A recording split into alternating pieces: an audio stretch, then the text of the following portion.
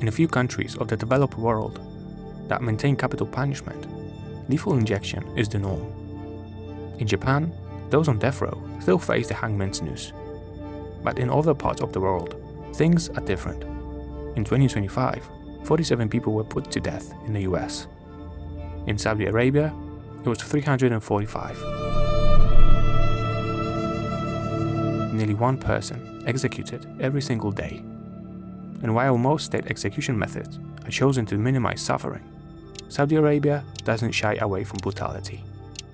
In fact, cruelty is baked into its very process.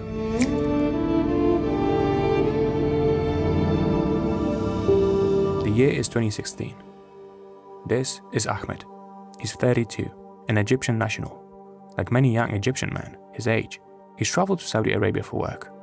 Ahmed found a steady job in a hotel, and he's making decent money, better than he would back at home at least. Suddenly, the hotel doors burst open. Armed police rush in and put Ahmed into cuffs. He's being arrested on the charges of drug trafficking. His blood runs cold. The Saudi government doesn't mess around when it comes to hard drug offenses. The trial doesn't take long. Saudi Arabia follows a Sunni, Wahhabi, a version of Sharia law, a justice system based upon the tenets of Islam. Every crime under the Saudi brand of Sharia law falls under one of three categories: Hudud, Crises, and Tazir. Hudud crimes are the most straightforward. The Quran lays out the exact punishment to fit the crime. In the case of, let's say, theft, the punishment is amputation. The judge can't change this. If the accused is found guilty of Hudud crime, they'll face a punishment no matter what. Crises translates roughly to an eye for an eye. Most Crises crimes involve violence against an individual. Either the offended party or the family can demand the same punishment to be inflicted upon the accused, or they can demand a financial compensation known as diya. In the case of the murder, the family of the person murdered decides whether they want diya or death as justice. Tazir is probably the most complicated of three. These are the crimes that don't have one-for-one punishment laid out in the scripture. It's up to the judge to impose a punishment that fits the crime, and that are meant to take into account factors such as prior deeds and the severity of the crime. Unfortunately for Ahmed, drug-related crimes fall under this category. The judge condemns Ahmed to death, just as he and his family feared. But there's a glimmer of hope. His court-appointed lawyer tells him that his sentence may be commuted to a life sentence instead. Ahmed is taken northwest to the town of Tabuk. Tabuk is a small and remote location in the middle of Arabian desert.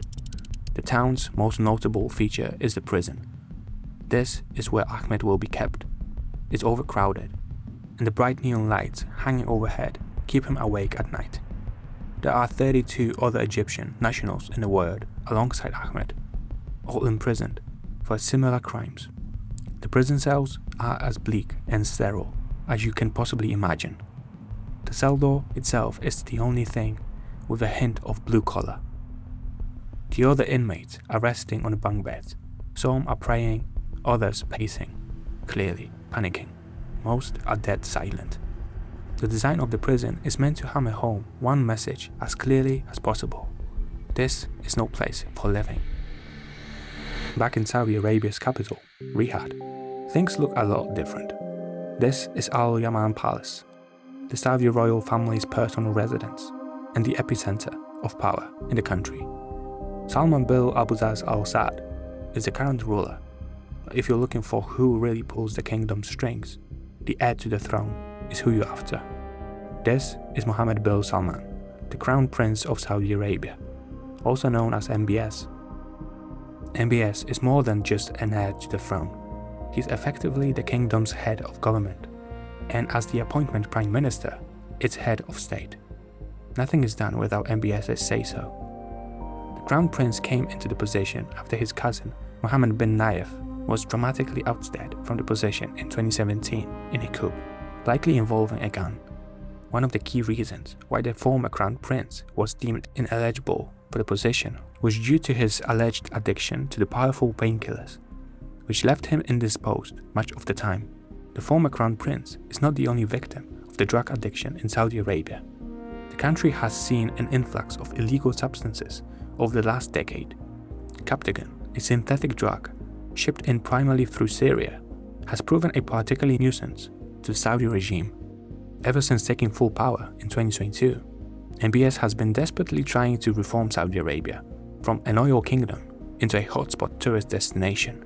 But tourism and an illegal drug trade network don't exactly mix well, at least not most of the time. After seeing the effects it had on his cousin, MBS aimed to take a hard stand against drug use in his country. But the crown prince needed a weapon in his newly declared war. He chose fear, and what would send a clearer message than an execution? And don't think that these executions are carried out on only Saudi nationals.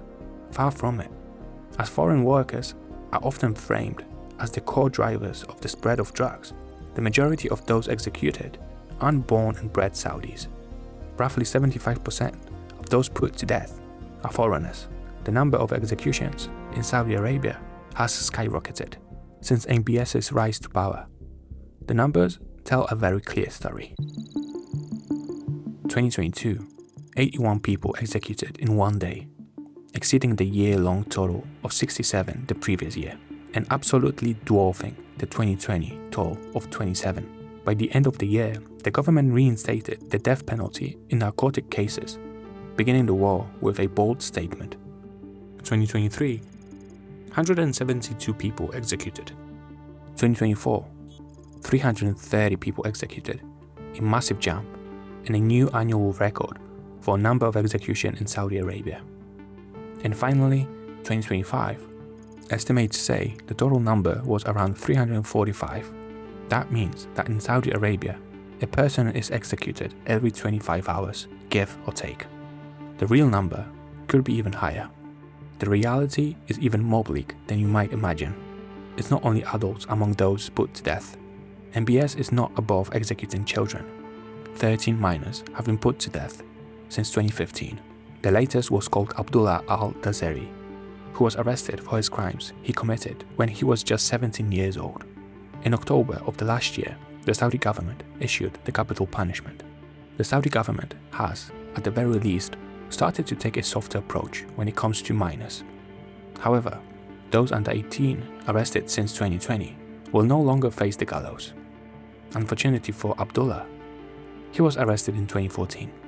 The trend is very clear, and the message to all those who take part in the sale and distribution of narcotics is even clearer. The punishment is death. But here's the problem with the death penalty a lot of its critics bring up. It's not exactly a sentence that allows for a lot of nuance. When it's used more as a weapon to instill fear and maintain control than as a means to dispense justice.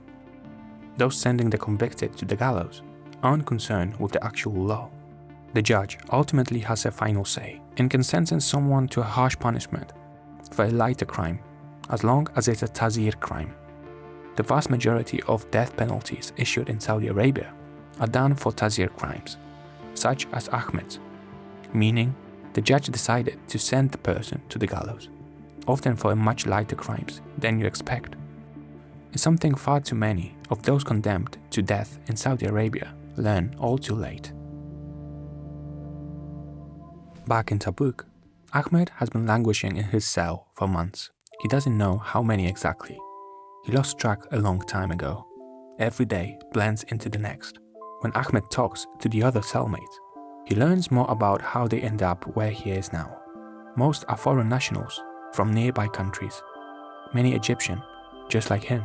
They've been put away on charges of drug trafficking, just like him. A good chunk of the other prisoners admit that they did take part in the drug trade, but that they had very little choice. Facing poverty or threatened into the work by violent criminals, a lot of the other prisoners didn't want to become criminals. They would have gladly taken another path, but they simply couldn't see any. These aren't hardened, bloodthirsty criminals, Ahmed realizes. These are just your run-of-the-mill guys. Guilty, for sure, but not completely undeserving of mercy. Ahmed can only sit and wait. Sometimes he hears screams echoing through the prison walls. All the while, the families of those on death word are barely kept in the loop. Ahmed has only managed to send a few messages home during his time in Tabuk. The last one is simply a plea to help his inmates. ليس من أجلي سأوعدم يوم الثلاثاء افعلوا ذلك من أجل المصريين 32 الآخرين سيعدموننا جميعا. Months turn into years. Every day, the cell door opens, and every time, Ahmed thinks it will be his turn. It's not until December 3rd, 2025, a whole 9 years after his initial arrest, that his day finally comes. The cell door opens. A man, surrounded by an entourage of armed guards, enters. There's a stern look around him. He approaches Ahmed. The man whispers in his ear and tells him that the day of his execution has come. Ahmed is led away. He's allowed a final shower to clean himself off before he's changed into a pure white clothes. The guards give him a sedative before tying a blindfold around his eyes and placing him in handcuffs. Ahmed won't witness what happens next. Darkness will be the very last thing he sees. Countries that still have the death penalty in 2026 tend to opt for a more humane execution method. Lethal injection is the norm, though Japan, surprisingly, still uses the noose. Saudi Arabia does things differently. All that's needed is a sharp sword and a man who knows how to use it. This isn't to say the execution process hasn't changed at all. Only a few years ago, this execution would have been conducted in public, in the middle of the town square, for all to see. It's only recently that the Saudi decided to give prisoners some privacy in the final moments. Not all changes have been for the better. In the past, Ahmed would have been given a final chance to call his loved ones back home and say goodbye. Now, his family won't learn about his execution long after it's been carried out. It's only in the cases of homicide where the family is permitted to come and witness the execution in person. Ahmed is led through the prison hallways by the guards. His heart races a million miles per hour. He's pushed through a door into a wide chamber with nothing inside but a tarp on the floor. Inside, a man also dressed head to toe in the same ivory white. This is the Saif, an expert swordsman trained to deliver the killing blow. In cases of minor offenses, he's also brought in to cut the limbs of the guilty. Not that Ahmed will ever see him. He's brought to the top at the center of the chamber, and he's told to kneel. Ahmed does as he's told. His breath catches in his throat. Footsteps ring out in the chamber.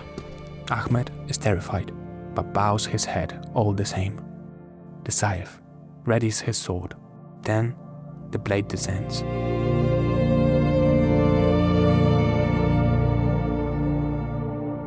Ahmed's family don't even get a chance to bury his body. They receive nothing more than a death certificate from the authorities. Nobody knows for sure what happens to the bodies of those put to death in Saudi Arabia, though many speculate that they are interred in massive graves, unmarked and forgotten. Since December of 2025, of the 33 Egyptians like Ahmed in Tabuk, 25 have been put to death.